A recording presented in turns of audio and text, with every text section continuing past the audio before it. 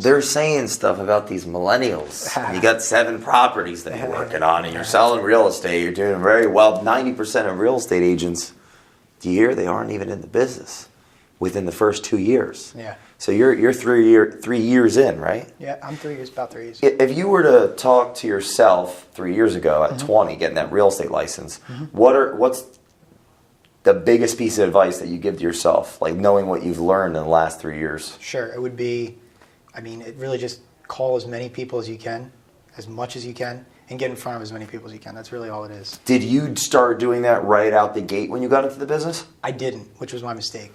How long did it take? It took me about a year to start doing that. And once I started doing it and I started to get traction doing it, it just kind of it really clicked. So it took about a year. In the first year, how were things? The first year, things were a little bit rough, but it was just a learning process, so I would get rejected a million times. But eventually, over time, I started to get... What was your main referral or your main prospecting source where you were getting rejected? It You was weren't just going cold to calls. Z-Bar and getting rejected. No, Okay, you focused. I was just doing cold calls. Okay, like first time owners, expired listings? Everything. What's the sweet spot? Oh, For like just rentals? For me, the sweet spot is old expired listings. How old? Like between 3 months and a year. Huh, okay. Those have been because not too many people call them. As the marketplace starts to get flooded with more agents now, though, it's starting to get a more popular source.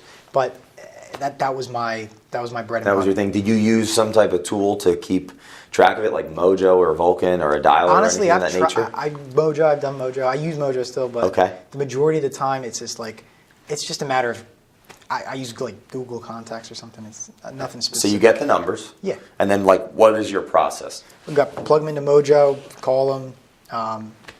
I follow up. The follow up's usually where you make all everything's in the follow up. Your experience of doing this and consistently making phone calls to generate business, how many times do you usually have to follow? Do you usually follow up with someone? It really depends on the everyone's different. I think that's one of the major things about sales is that from what I've learned, it's everyone wants to put a one size fits all on it, and it's really not.